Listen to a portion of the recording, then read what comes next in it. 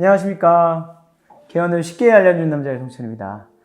이번 시간에는 지난 그 작은 편에서 예고했듯이 개헌 전 경영 분석에 대한 부분을 말씀을 드릴까 합니다.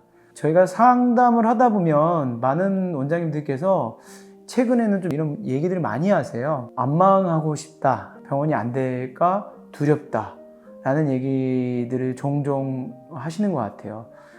예전에는 그런 부분들이 확실히 두려움이 적었었는데 요즘 금리도 올라가고 또 아무래도 예전보다는 경쟁 병원들도 더 많은 것도 사실이고 또 개원하는 비용 자체도 또 전 시간에 말씀드렸지만 여러 가지 자재라든지 기타 여러 가지 상황상 상승을 함에 따라서 개원에 대한 두려움이 예전보다는 조금 더 커지고 있는 것 같습니다. 근데 원장님들 개원하실 때 막연한 두려움을 갖고 개원을 하시잖아요. 그리고 어떻게 보면은 막연하게 잘 된다, 주변에서 잘 되니까 나도 잘 되겠지 라고 생각하고 당연히 개원을 하셔야겠지만 우리가 한 번쯤은 이 경영에 대한 부분을 고민을 해봐야 되는 게 아닌가 이런 생각을 가져서 제가 이번 편을 준비를 해봤습니다. 개원을 하실 때 원장님들께서 주변에 많이 둘러보시죠. 개원한 선배나 후배 또는 동료들의 병원들을 찾아다니면서 많은 혼란을 더 느끼실 거예요. 누구는 월에 얼마 한다더라. 누구는 월에 얼마 한다더라는 얘기들을 굉장히 많이 들으시면서 약간 경쟁적인 부분들이나 비교의식도 생기고 도대체 얼마를 해야 대박이고 뭐 얼마를 해야 안 되는 건지에 대한 기준에 대해서 많이 혼란을 느끼고 계세요. 이런 질문을 좀 드리고 싶습니다. 매출이 무조건 높아야 대박일까요? 아니면 매출이 무조건 낮다고 해서 대박이 아닐까요? 라는 생각을 한 번쯤은 해보셨으면 해요. 우리가 물론 사람들의 입에 오르고 내리는 것들은 매출액이 높거나 좀 현저히 낮은 부분만 입에 오르내리겠지만 사실 제가 봤을 때는 그런 부분들이 다가 아니라는 부분들이 있습니다. 그러면 매출이 무조건 높다고 매출이 높은 만큼 이익 금액도 그만큼 상대적으로 클까요? 라는 전 질문을 해드리고 싶어요. 근데 꼭 그렇진 않다고 생각을 듭니다. 물론 모수가 크기 때문에 아무래도 덩치가 크게 되면 매출액이 크고 그 다음에 이익 금액도 좀 매출액을 따라가는 트렌드는 맞긴 한데요. 근데 절대적으로 이게 공식처럼 매출이 크다고 해서 이익 금액이 그만큼 비례해서 커지는 거는 분명히 아닙니다. 이 경영 분석을 제가 하는 이유 중에 하나인데요. 사실 병원이 대박이냐 아니냐에 대한 부분은 주관적인 부분이 굉장히 큽니다. 어디 교과서에 매출 얼마 이상이면 대박입니다 라고 판단해주는 이런 기관이 있는 것도 아니고 그런 공식이 있는 것도 아니기 때문에 내가 어떤 식으로 목표를 설정하고 또 어떤 식으로 생각을 하고 내가 생각한 대로 가고 있는 거에 대한 부분이 더 크다고 생각을 해요. 어차피 원장님들은 경영자이기 때문에 경영 계획을 세우고 그 계획대로 가시면 된다는 겁니다. 근데 생각보다 이 개원하기 전에 이 경영에 대한 지식이 좀 더 그 의료적인 그 노력을 하시는 것보다는 조금 더 낮은 건 사실입니다. 그래서 제가 이 영상을 찍게 됐고요. 제가 세미나를 하게 되면 작은 강의할 때 이 파트를 꼭 말씀을 드리는데요. 제일 집중을 많이 하시는 부분이기도 하고 제일 뭐 갑자기 눈이 번쩍번쩍 되는 그런 파트이기도 합니다. 제가 한번 좀 서론이 길었는데요. 기본적인 원리에 대해서 좀 말씀을 드리겠습니다. 이 경영 분석을 하게 된다면 아주 간단한 원리가 있습니다. 자, 우리가 매출 얘기하죠. 그 매출액에서 경비를 뺍니다. 그럼 뭐가 나올까요? 이익이 나옵니다. 아주 간단하죠. 이 기본 공식만 잘 이용하시면 원장님들이 경영 분석은 아주 쉽습니다. 이 경비라는 것도 계산을 한번 해봐야 되는데 경비라고 얘기하면 좀 약간 너무 전문적인 것 같고 좀 되게 어렵다고 생각하시는데 좀 더 구체적으로 말씀드리면 경비에는 주요 경비랑 기타 경비로 나눠져 있는데 이런 어려운 말 말고 쉽게 말씀드릴게요. 경비 뭐가 있을까요? 첫 번째 인건비, 그 다음에 우리가 병원을 임차하신 임차료가 발생이 되고요. 그리고 우리가 의료 행위를 하기 위해서 의약품이나 소모품이나 이런 여러 가지 재료를 구입하게 되죠. 이 재료비가 있습니다. 이 세 개를 이제 크게 묶여서 주요 경비라고 표현하고요.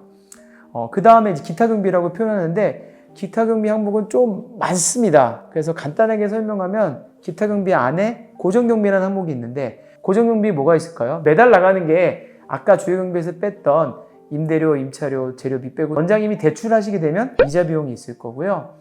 뭐 기타 여러 가지 세무사나 노무사에 대한 비용, 기타 비장료라든지 원장이 폐기물 업체에 대는 폐기물 비용, 그리고 매달 내는 홍보 비용, 그 다음에 정수기 렌탈하시는 거, 뭐 보안업체, 인터넷, 청소하는 비용들, 기타 등등등 이런 비용들을 고정경비라고 합니다.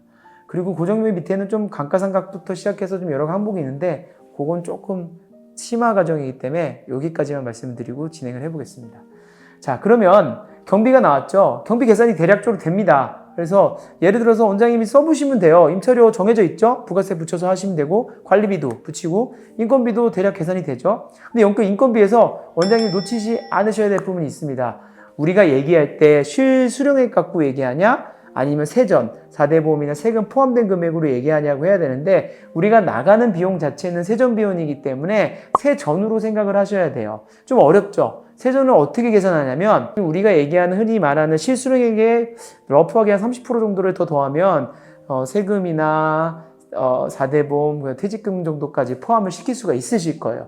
그럼 예를 들어서 우리가 실수령액으로 인건비가 2,000이 나간다 라고 하면 30%를 좀 더하면 2,600 정도의 비용이 인건비, 세전 비용으로 나간다고 생각하시면 좀 더 편하실 것 같습니다. 자, 이런 걸 쭉 적어봤습니다. 적어봐서 경비가 얼마 나왔냐? 우리 예를 들어 볼게요. 다시 한번 기본 공식 제가 되풀어드리면 매출액에서 경비를 뺀 금액이 이익입니다. 그럼 우린 역산을 해볼 거예요. 경비가 예를 들어서 4천만 원이 나왔습니다. 그러면 나는 이익 금액이 초반에는 최소 3천만 원 이상은 나와야겠다 라고 가정을 한번 해볼게요. 그러면 우리가 식을 좀 바꿔보면 경비에서 이익 금액을 더하면 매출액이 나오죠. 그러면 매출액이 얼마가 나오냐? 우리 예상 매출액이 7천만 원이 나옵니다. 되게 간단하죠. 그러면 월 7천을 해야 되는데 월 7천이라는 게 되게 좀 멀게 느껴질 수도 있고 어떻게 해야 될지 모르는데 이것도 간단합니다. 자, 매월 7천만 원. 우리 워킹데이가 매월 다르긴 하지만 대략 한 26일 정도로 잡아볼게요. 그러면 7천 나누기 26일 하면 270만 원 정도가 나와요. 이 얘기가 뭐냐면 하루 매출을 270만 원을 해서 26일 정도를 영업을 하면 7천만 원이 나온다는 겁니다. 물론 여기서 변수는 토요일은 영업시간이 짧기 때문에 조금 변수는 있겠지만 간단히 계산해 볼게요. 그럼 270만 원이 나오죠. 그럼 하루 매출이 270만 원이다 라고 하면 계산하기 쉽게 1인당 평균 진료비, 자기 부담금, 본인 부담 포함해서 그게 9만 원이라고 계산해 볼게요. 그러면 하루에 30명을 보면 됩니다. 270만 원 나누기 9만 원 하면 30이 나옵니다. 그러면 30이 어떤 숫자를 뜻할까요? 환자 수를 뜻합니다. 그러면 하루에 우리는 평균적으로 9만 원이 나온다면 30명만 보면 되는 거예요. 그럼 되게 간단하죠? 이 명수를 보시면 나머지 세부적인 수가까지도 계산하실 수도 있으실 거예요. 그래서 우리 원장님들 예를 들면 나는 이렇게 했을 때 30명은 봐야 되고 영업이익이 3천만 원 나오려면 매출 7천만 원 이상 나와야 된다 라는 계산이 있습니다. 어떤가요, 원장님? 그래도 좀 간단하게 제가 설명드린다고 했는데 좀 정리가 되셨으면 좋겠습니다. 자, 이걸 보면은요 여러 가지 생각을 하실 수 있어요. 매출이 무조건 높다고 해서 이익 금액이 높을 것이냐? 아닐 수도 있다는 게 뭐냐면 분명히 매출이 크면 경비 나가는 것도 클 수밖에 없어요. 대부분요. 그걸 백업해주기 위해서 사람도 많이 필요하고 재료도 많이 쓰고 홍보도 좀 해야 되고 하기 때문에 그래서 아까 제가 매출이 무조건 크다고 해서 이익이 그에 상충되지 않다고 말씀드린 이유가 뭐냐면 그만큼 경비가 많이 나기 때문에 그렇습니다. 근데 또 반대로 매출이 작다고 해서 무조건 경비가 적게 나갈 거라고 생각하시면 또 안 돼요. 왜? 최소한의 우리가 운영하기 위해 필요한 기본 인력이라든지 여러 가지 제반 요소가 있기 때문에 매출이 작다고 해서 무조건 경비가 낮게 나가지는 않다는 부분들을 꼭 유의를 하셔야 됩니다. 제가 이 말씀을 아까도 재차 드리는 이유가 뭐냐면 나에게 맞는 매출과 또 이익 금액을 한번 생각해보고 개원을 하시는 게 좋다는 부분들입니다. 개원이라는 거는 또 성공적인 개원이라는 거는 제가 봤을 때는 좀 주관적인 부분이 큰 것 같습니다. 아무래도 이 경영을 원장님이 경영자로 하셔야 되기 때문에 내가 원하는 목표에 도달했다고 하면 그게 바로 성공적인 개원이 아닐까요? 물론 매출이 너무 많이 나와서 이익이 큰 것도 중요하지만 성공적인 개원 자체가 나 또는 경영자 위주로 맞춰져 있기 때문에 그 경영자의 생각이 얼마만큼 맞게끔 경영이 되고 있고 운영이 되고 있는지가 더 중요한 것 같습니다. 그래서 너무 큰 매출을 쫓는다기보다는 원장님의 상황에 맞는 내가 추구하는 거에 맞춰서 하시면 게 훨씬 더 제가 볼 때는 현명하신 판단이 아닐까 이런 생각을 좀 해봤습니다. 오늘 이번 편 좀 어떠셨나요? 제가 사실은 그 상담을 하게 되면 더 자세히 하나하나 과별로 과목별로 맞는 상황에 맞게 짜드리긴 한데요. 지금은 아무래도 좀 통용적으로 말씀드리다 보니까 전체적으로 좀 간단하게 말씀을 드렸습니다. 이번 편 역시 원장님께도 좀 도움이 많이 되셨으면 좋겠고요. 개원에 대한 부분 막연한 두려움이 없이 좀 더 짜임새 있고 체계적으로 했으면 좋겠어서 이번 편을 준비해 봤습니다. 도움이 되셨다면 저희 헬로우 닥터 채널 꼭 구독과 좋아요, 알림 설정 부탁드리겠습니다. 저는 또 다음 편에서 또 재미난 주제로 또 원장님께 도움되는 영상으로 찾아뵙겠습니다. 감사합니다.